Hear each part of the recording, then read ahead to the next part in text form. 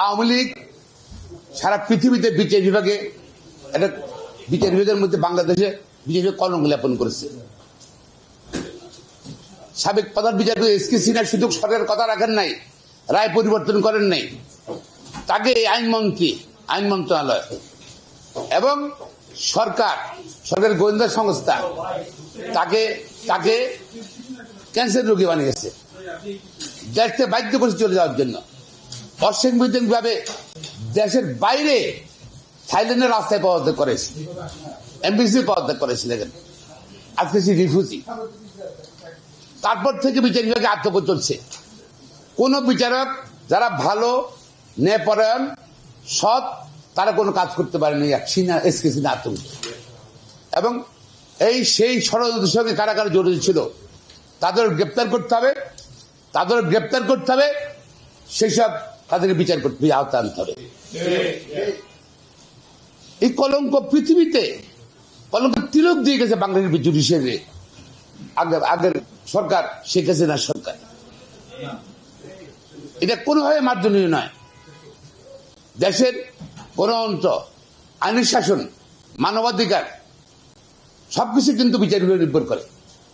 এই সরকার বিচার বিভাগকে নিয়ন্ত্রণ করেছে, নিয়ন্ত্রণ করার পর মানুষ ন্যায় বিচার পায়নি।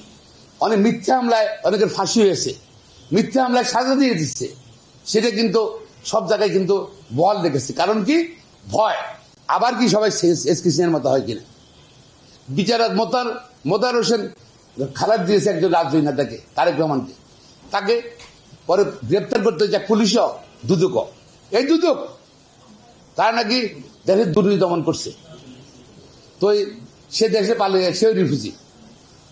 প্রিয় বন্ধুগণ, আজকে শুধু স্মরণ করে, আপনারা সবাই জানেন, দেশবাসীও জানে ঘটনাগুনা। আমি স্মরণ করে চাই সবাইকে। এখানে মূলত যে কাজটা করেছেন, এখন এই যে ঢাকা কোর্টের আইন মন্ত্রণালয়ের ঢাকা কোর্ট সিএম ছিলেন, বর্তমানে আইন মন্ত্রণালয়ের যুগ্ম সচিব বিকাশ কুমার শাহ, সেই এই নিম্ন আদালত আইন মন্ত্রণালয় নিয়ন্ত্রণ করতেছে। কাকে জামিন দিব এখনো নিয়ন্ত্রণ করছে, এখনো সেই বদ তবিয়তা আছে। কাকে জামিন দিবে, কাকে রিমান্ড দিবে, কাকে জামিন দিবে না, সব সে নিয়ন্ত্রণ করতো। অনতি বিলম্বে আমি চাই তার সম্পত্তি হিসাব না হোক, তাকে বিচারের আওতায় নিতে হবে। সে তার শপথ ভঙ্গ করেছে এবং সে যেটা করেছে বিচার বিভাগ কেলেঙ্কারি সৃষ্টি করেছে।